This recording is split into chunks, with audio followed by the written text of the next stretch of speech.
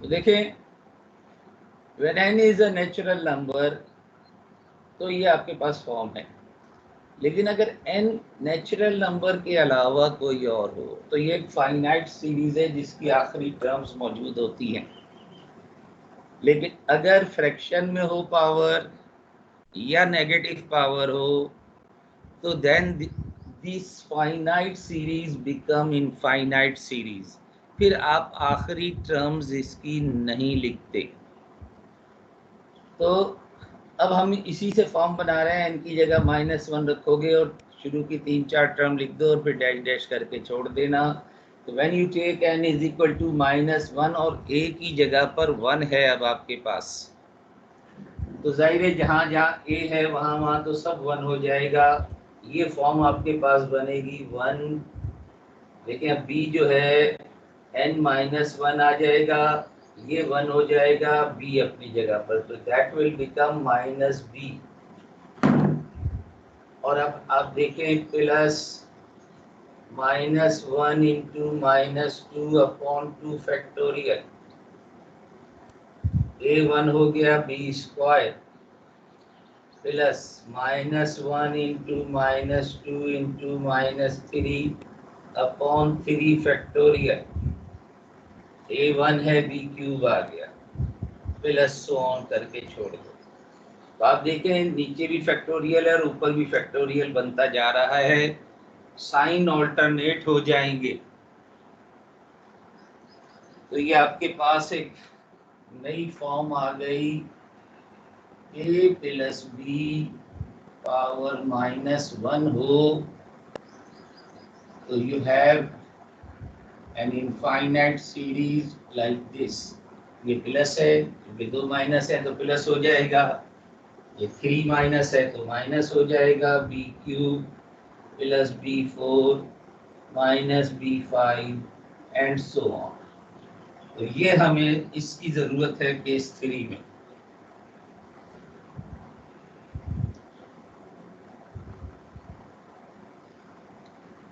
और अगर दरमियान में माइनस हो तो फिर सारे पॉजिटिव होंगे, all are positive.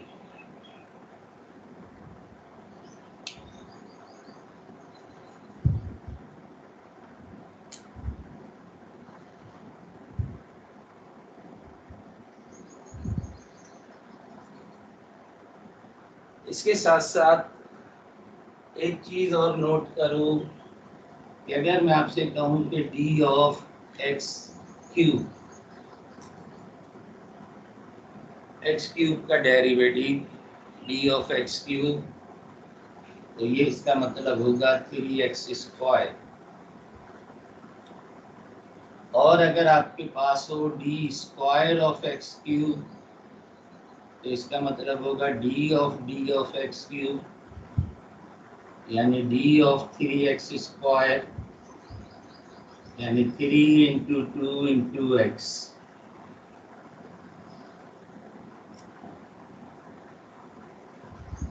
And if you have d cube x cube, it's mean d of 3 into 2 into x.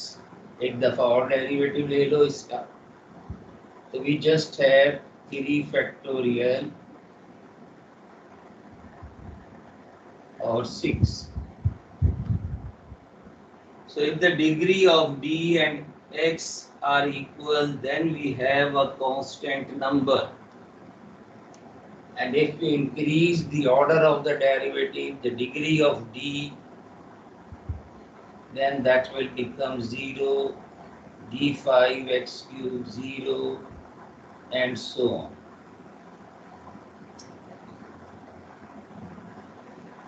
तो ये दो चीजें हैं, दो कॉन्सेप्ट जो आपको केस 3 में यूज होंगे।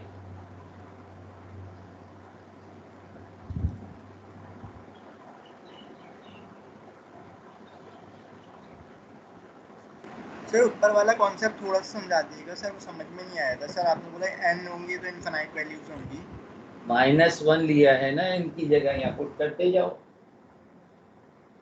ए की जगह 1 है और बी की जगह ए की जगह 1 है और एन की जगह -1 है, तो ए तो जाहिर है सब खत्म हो जाएंगे जब ए की जगह 1 1 1 रख दोगे तो, और जब एन की जगह -1 रखोगे तो मैंने तो बाकायदा स्टेप लिखा है। तो हमेशा 1 ए की जगह 1 और सर एन की जगह -1 पुट होंगे। जी, ये हमें यूज करना है अभी केस 3 में। Yes sir. और अगर दरमियान में प्लस है तो अल्टरनेट साइन है, और दरमियान में अगर माइनस है तो सारे प्लस होंगे फिर। और दूसरा कॉन्सेप्ट ये है कि डी की पावर और एक्स की पावर अगर डिग्री दोनों की सेम होगी तो आपके पास कांस्टेंट नंबर होगा, और डी की अगर पावर बढ़ जाएगी तो सारे कॉम 0 हो जाएंगे, क्योंकि जाहिर है इसमें बहुत सारी टर्म्स आ रही हैं, कहाँ तक लिखोगे, तो वो ये कॉन्सेप्ट यूज होगा।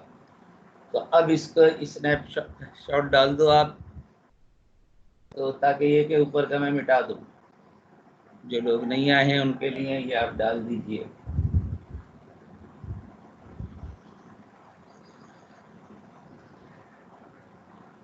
तो कल मैंने आपसे कहा था कि केस 2 का मैं एक मेथड और होता है वो कराऊंगा, लेकिन जब वो मेथड मैंने देखा तो वो 0 के लिए एक्सेप्टेड नहीं है, तो अगर एफ बी 0 हो जाता है तो फिर आपको वापस उसी मेथड पे जाना पड़ेगा। तो क्यों ना हम फिर वही मेथड रखें, दूसरा मेथड छोड़ देते हैं, इसलिए कि 0 का केस भी तो एक रियलिटी है ना। तो चलिए case 3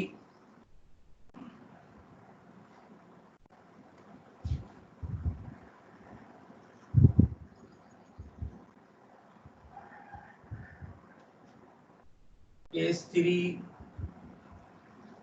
if qx is a polynomial, qx is a polynomial, अब ये किसी भी डिग्री की पॉलिनोमियल हो, axn, a0 xn, a1 xn -1 and so on.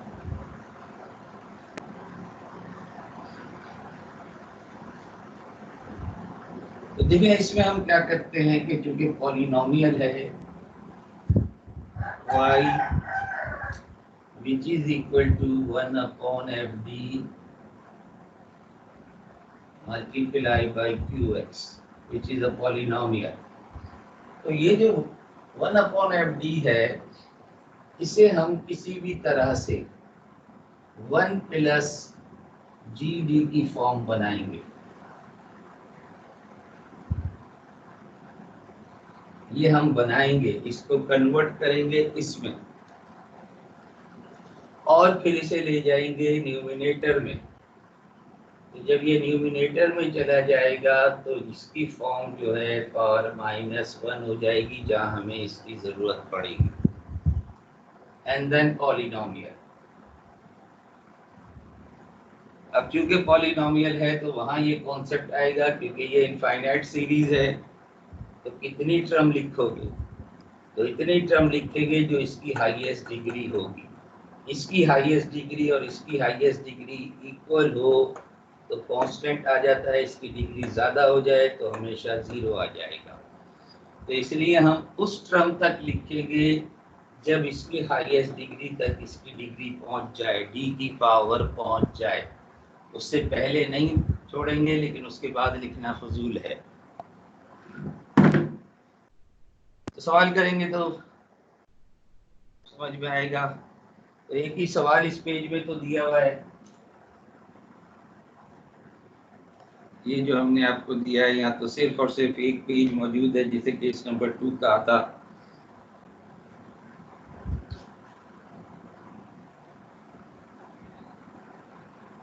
दो हैं सवाल, तो दूसरा वाला कर लेता हूँ। Example 2, d4 minus plus 3d square minus 4y is equal to x4 plus 3x plus 1।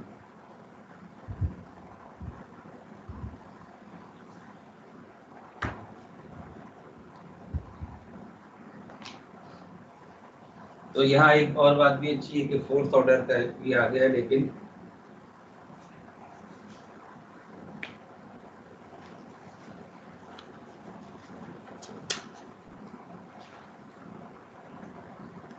-2dq plus d है। मैंने आधा ऊपर का उतार दिया, आधा नीचे का उतार दिया। d4 - 2d क्यूब है।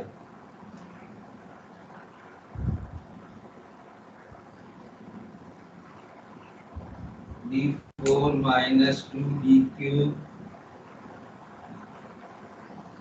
Plus d y is equal to x4 plus 3x plus 1।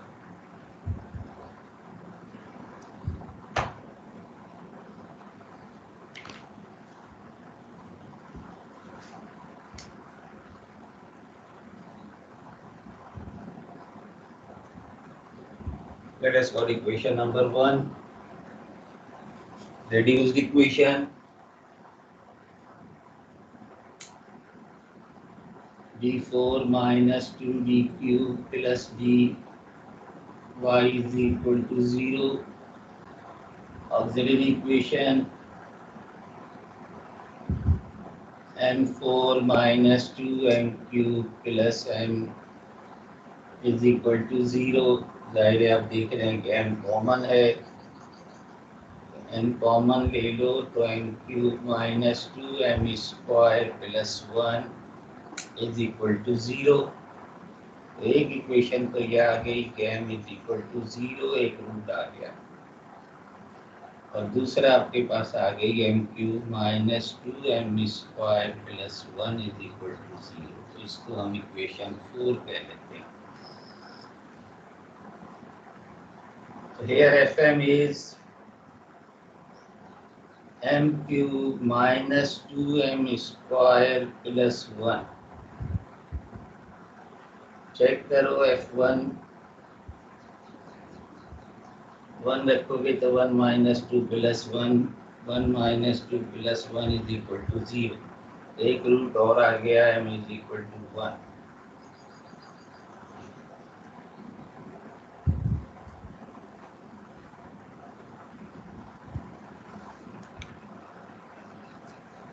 One से डिवाइड कर लो। अब ख्याल रखना कि एक टर्म मिसिंग है, m क्यूब का कोफिशिएंट 1 है, m स्क्वायर का -2 है, m मिसिंग है तो 0 एंड 1।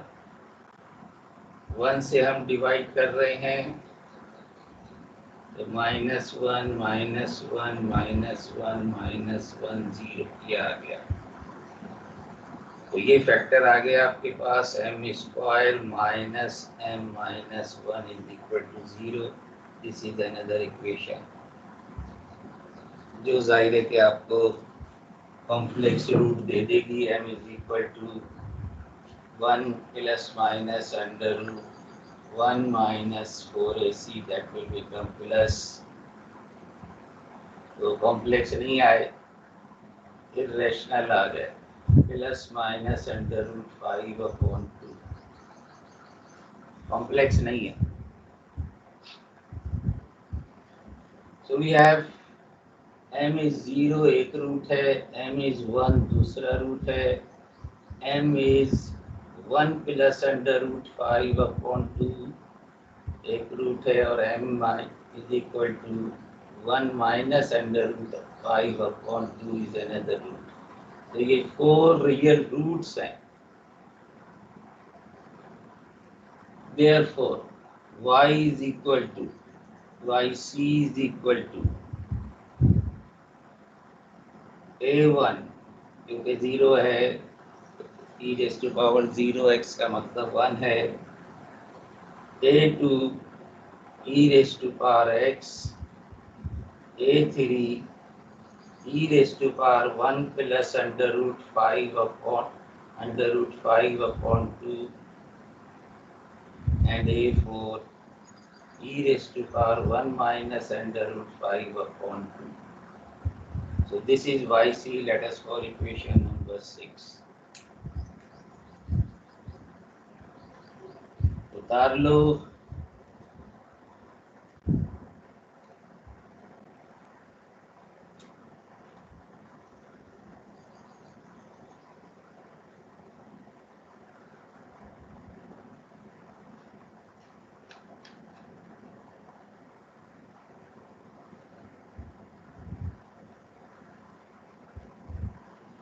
Me sir.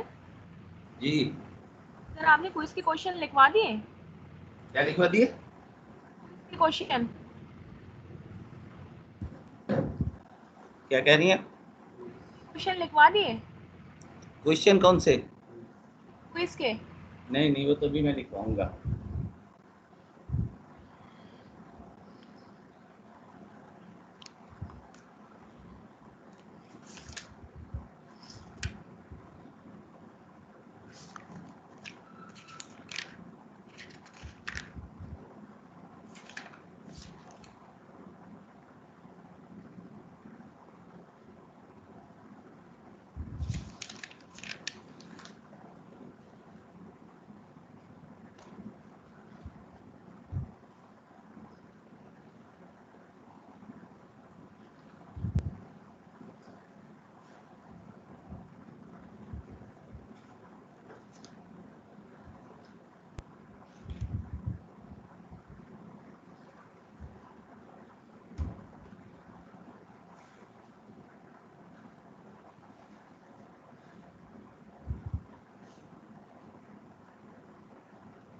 अच्छा जी, तो ये YC आपके पास आ गया। अब आप YP की तरफ चलेंगे। ये है आपके पास पॉलिनोमियल।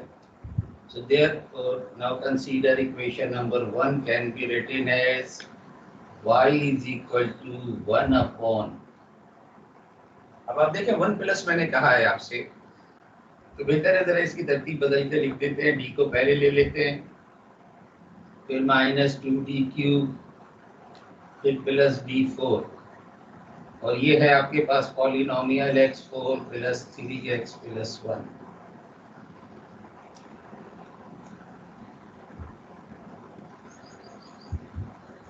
नाउ इसी we can take d common, जो कि अभी हमने लिया भी। तो d कॉमन ले लोगे तो ये 1 आ जाएगा, 1, और बाकी जो बचा इसमें से बेहतर है माइनस कॉमन ले लो, तो 2d square minus d cube, इसे अब हमने gd कहा है।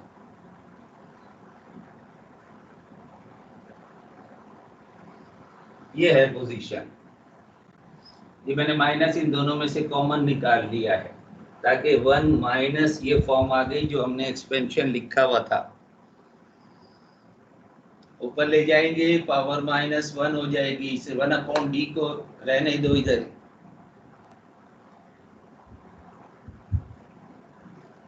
तो हमने लिखा था कि 1 प्लस माइनस जी डी, ऐसी फॉर्म बनानी होगी जिसमें ये 1 आ जाए। तो यहाँ डी कॉमन लेने से 1 आ गया, तो हमने जरा इस फॉर्म में लिख दिया।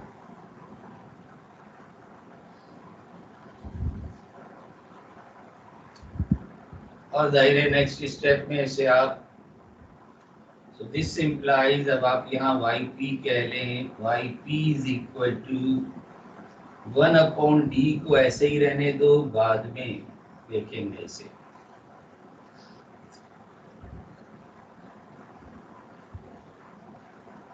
One minus 2d square minus D cube raised to power -1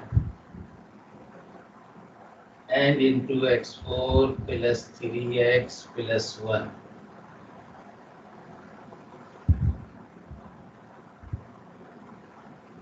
Now we have to use binomial expansion of this one.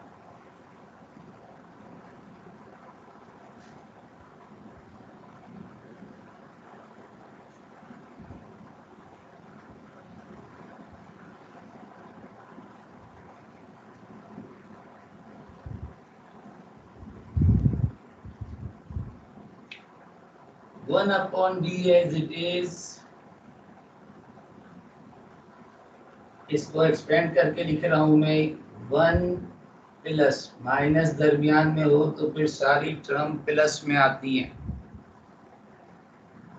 2d square minus D cube power 1 plus 2d square minus D cube power 2।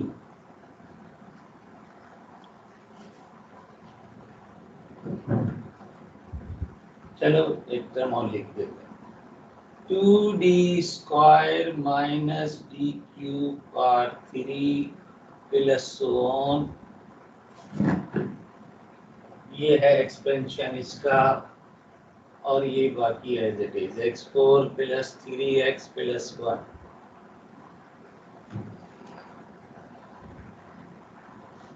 ये जो bracket है इसकी power में चल रही है ये series.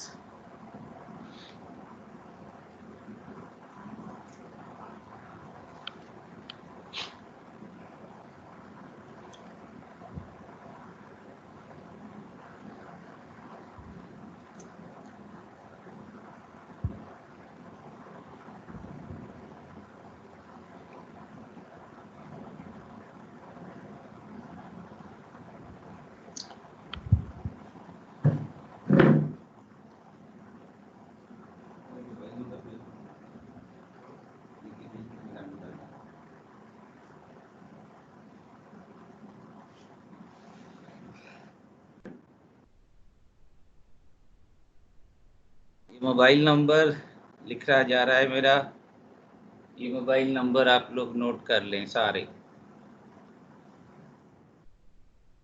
अच्छा जी, अब आप जरा गौर करें तो मैंने आपसे कहा था कि ये इसकी हाईएस्ट पावर है x4। ये जो ब्रैकेट है इसको जब आप ओपन करेंगे तो कम से कम इसकी पावर जो आएगी वो 6 आएगी। टर्म भी और ये ब्रैकेट खुद भी यूजलेस है कि हम इसको देखें। यहाँ भी पावर ज्यादा हो जाएगी कुछ टर्म में, लेकिन एक टर्म ऐसी होगी जहाँ पावर 4 आएगी, तो एक टर्म यहाँ हमें चाहिए। ये टर्म तो सारी जब ओपन करोगे ये होल क्यूब तो इसकी पावर से ज्यादा होगी डी की पावर। तो ये मैंने लिखा जरूर है, लेकिन अब मैं इस पे क्रॉस लगा रहा हूँ कि आप, पहला सवाल था कि ये क्यों काट दिया, यहाँ क्यों ब्लॉक कर दिया, यहाँ क्यों रोक दिया, तो इसलिए मैं लिख के काट देता हूँ कि भाई ये सब अब बेकार है हमारे लिए।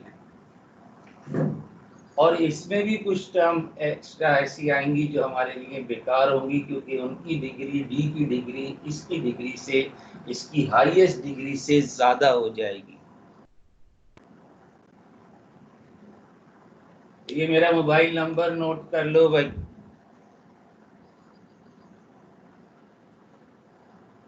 वाईसी मैं यहाँ छोड़ रहा हूँ, फिर ऊपर से मिटा दूंगा।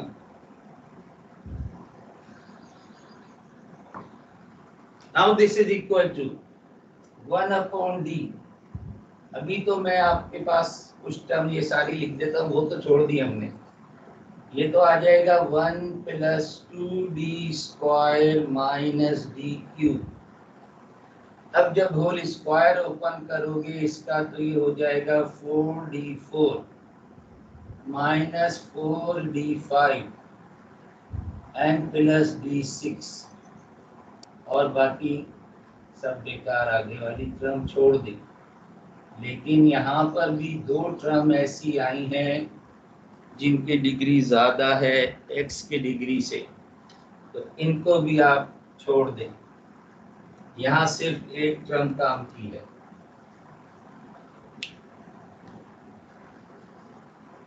यानी नेक्स्ट क्वेश्चन में आपको ये चीज़ लिखने की ज़रूरत ही नहीं है।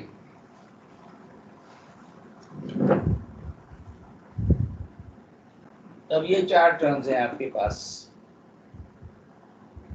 अब इसको ओपन कर दें, आप हर एक के साथ लिख दें।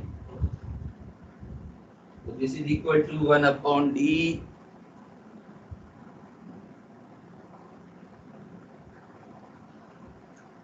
1 के साथ मल्टीप्लाई करोगे तो पूरा bracket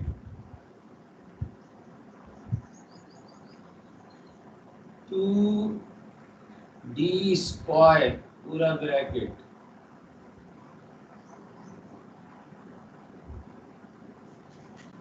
minus D cube again bracket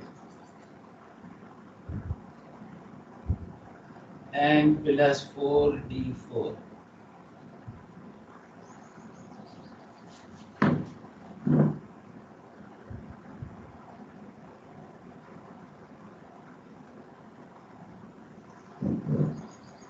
ये आ गई आपके पास पोजीशन।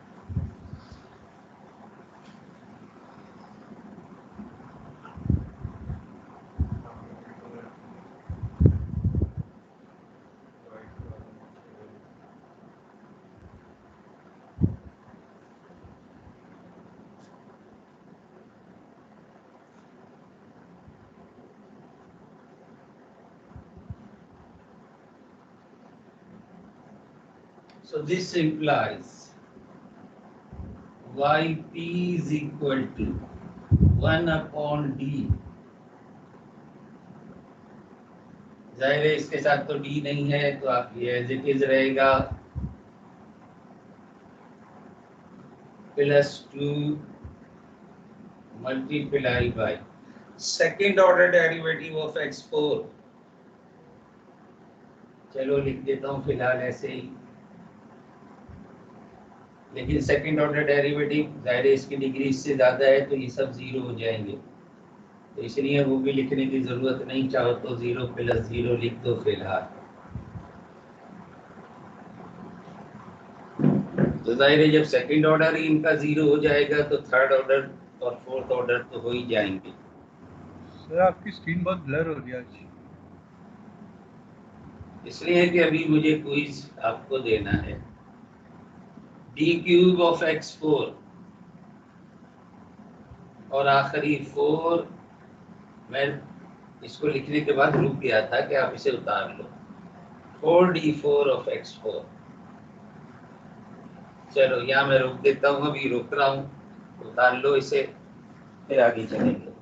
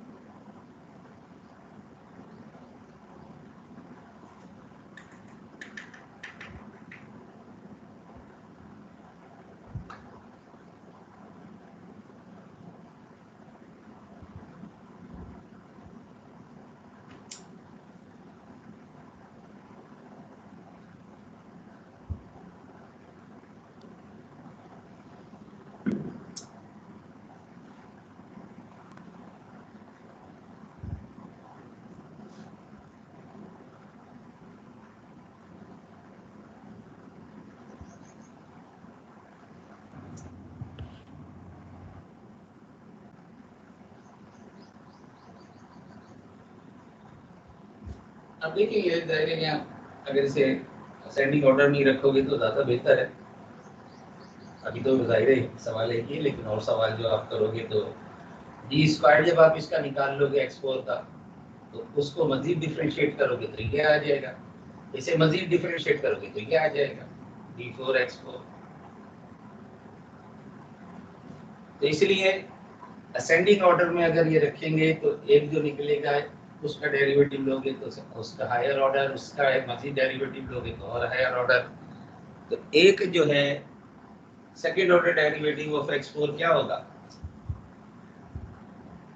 2 दफा डिफरेंशिएट कर दो तो 12x² आ जाएगा। 1 upon d x4 + 3x + 1 तो एज इट इज। अब देखिए मैं डिफरेंशिएट करके लिख रहा हूँ, तो फिर 4x³ और फिर 12x², बस बाकी सब जीरो, वही क्या है पहले हमने लिख दिया है। माइनस, अब जब इसका डेरिवेटिव लोगे तो यहाँ आ जाएगा, इसका डेरिवेटिव आपके पास आ जाएगा 24x + 4 अपनी जगह मौजूद है। अब जब इसका डेरिवेटिव लोगे तो सिर्फ 24 आ जाएगा। तो ये इन सब की वैल्यूज आपने निकाल के रख दी।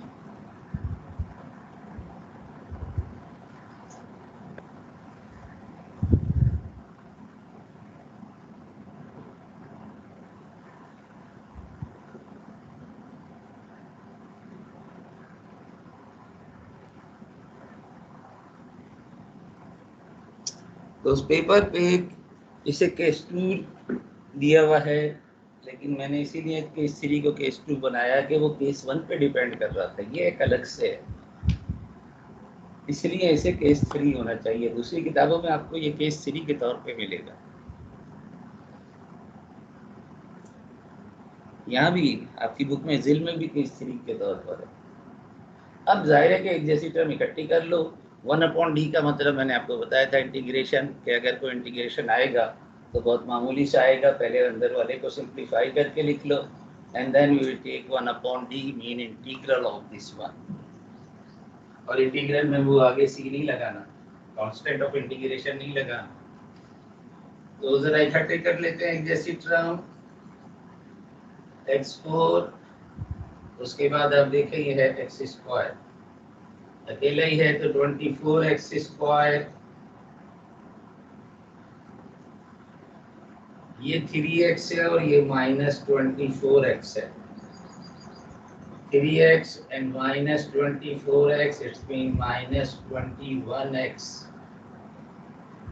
and this is 96 और 1 ये है तो 97।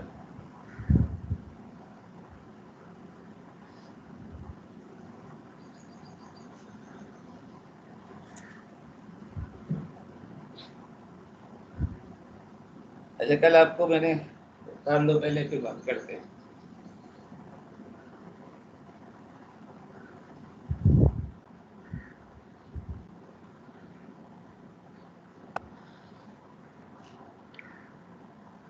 कल आपसे मैंने कहा था कि अगर YC में QX की कोई भी टर्म मौजूद होगी तो वो जीरो का केस बनेगा। यहाँ जाहिर है जीरो आया तो कहीं भी नहीं कैलकुलेशन में, उस लिहाज से डिवाइडेड बाई जीरो। लेकिन आप देखें कि इसमें एक टर्म ऐसी है जो सिर्फ कांस्टेंट टर्म है, सिर्फ कांस्टेंट टर्म, और वो जो QX था उसमें 1 था कांस्टेंट के तौर पर, ये वाला ये था ना पूरा QX। इसकी वजह से 1/d है, ये कांस्टेंट टर्म आएगी, इंटीग्रेट करोगे तो कांस्टेंट खत्म हो जाएगा, 97x आ जाएगा। तो हर एक की डिग्री बढ़ जाएगी, क्योंकि अगर इसको सिर्फ x बना दोगे तो ये दोनों सेम हो जाएंगे, इसको बनाओगे तो ये दोनों सेम हो जाएंगे। और फिर मैंने एक चीज़ वो भी कही थी कि जैसा QX है उसी जैसा PX आता है। लेकिन अगर जीरो का केस है, कोई टर्म रिपीट हो रही है तो एक x ज़्यादा होकर आएगा, एक पावर x की ज़्यादा होकर आएगी।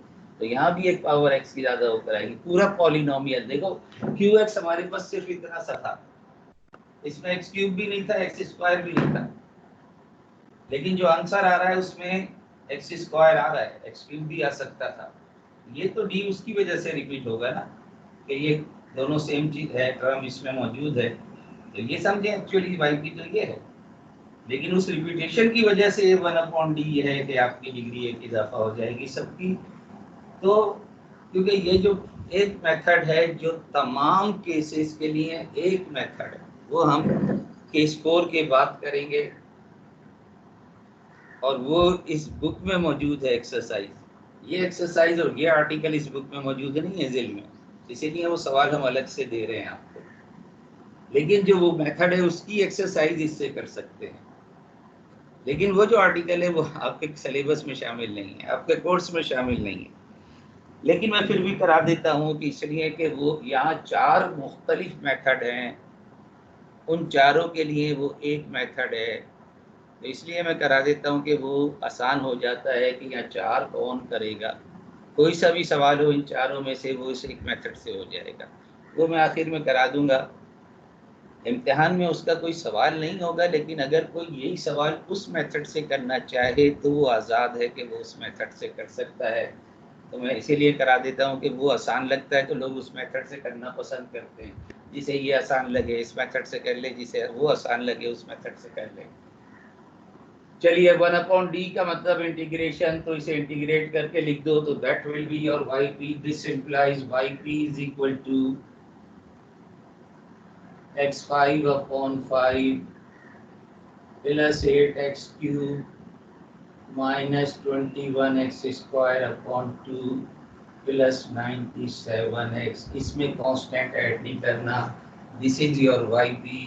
YC आपके पास पहले से मौजूद है, दोनों को ऐड कर दो, That will be the solution. Therefore, y is equal to a1 plus a2 e raised to power x plus a3 e raised to power 1 plus under root 5 upon 2 x. x नहीं डाला था मैंने.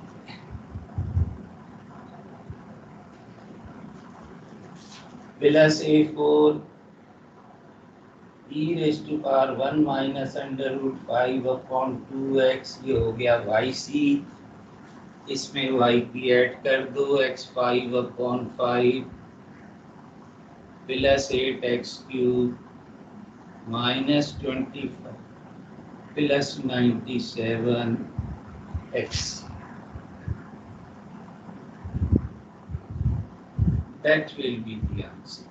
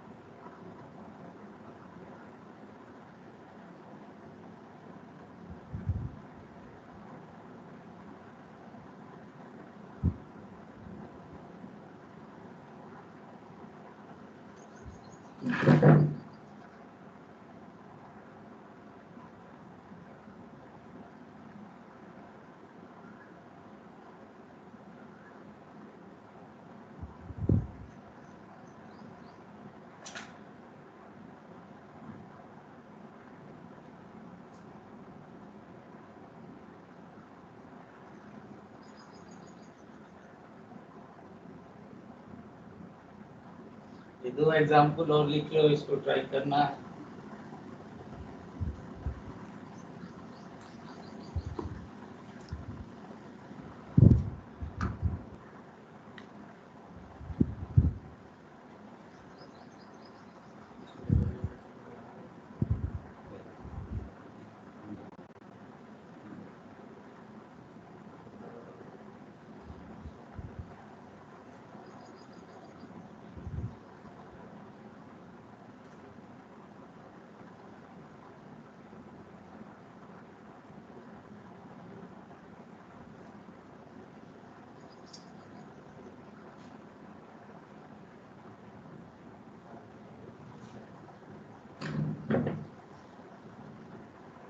मिटा दूं ऊपर की लाइन, उतार ली है. ऊपर वाली लाइन मिटा रहा हूं मैं, कोई से लिख रहा हूं.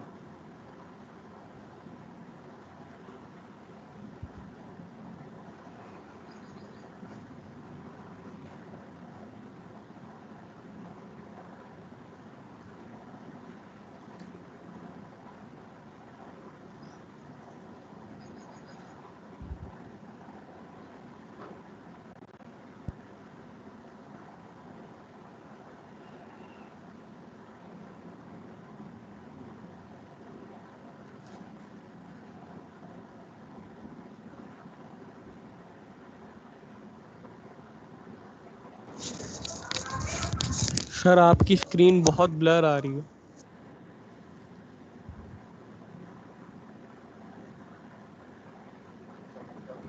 क्विज लेना सर.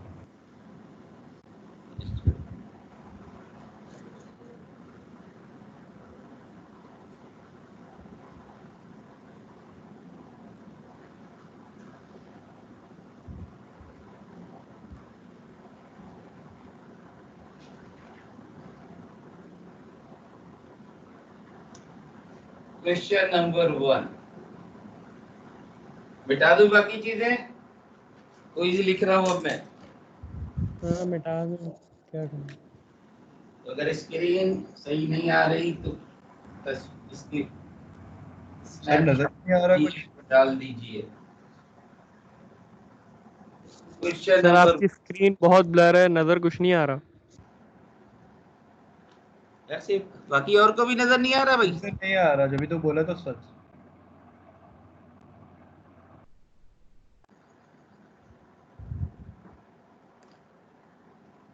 शेड पढ़ रहा है, इससे शेड पढ़ रहा है।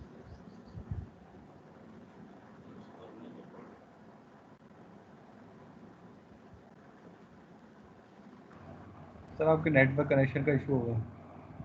क्या हुआ? सर अभी वैसी है। अभी मैंने लिखा कहाँ है? सवाल लिख रहा हूँ मैं, फिर बताना कि कैसा है। एकदम फट रहा question number 1 screen solve. Screen तो ब्लर ही है ना। है, वही ना, एकदम से फट रहा है। सॉल्व 3y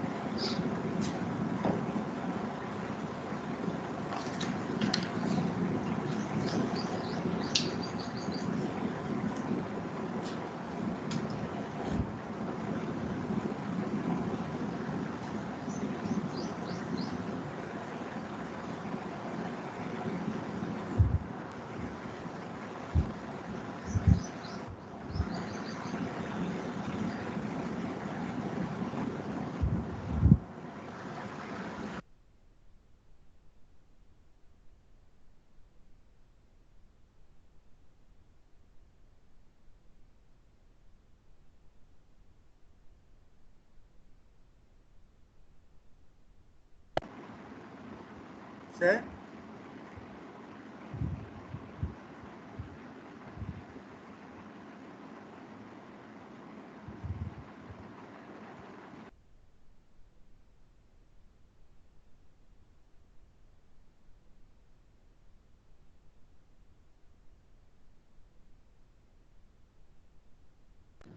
सर ये आपको कब तक सबमिट कराना है?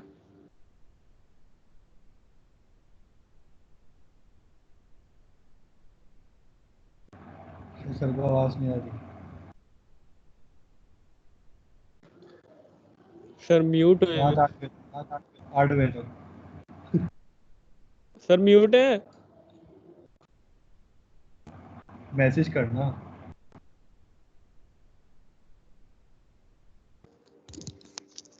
सर माइक खोले। सर आपको म्यूट कर दिया किसी ने। अबे सर खुद ही म्यूट है। सर ने रीजॉइन किया था। सर चैट पे लिख दे। क्या जल्दी है? सर माइक ऑन करें।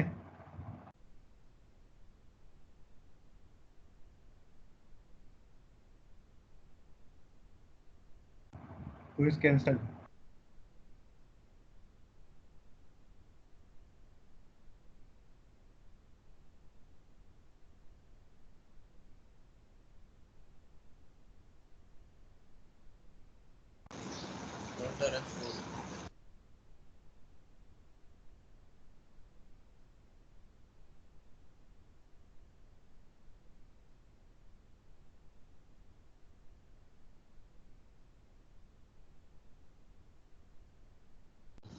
सारे में क्विज जमा कब करवाना है? वही रात को 9 बजे तक।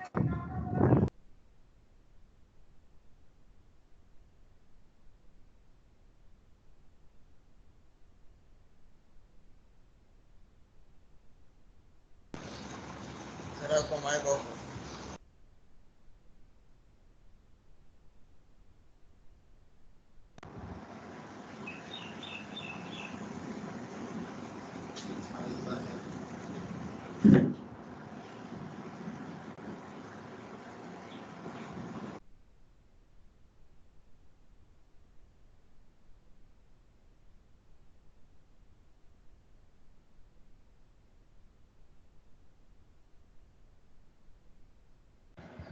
हेलो।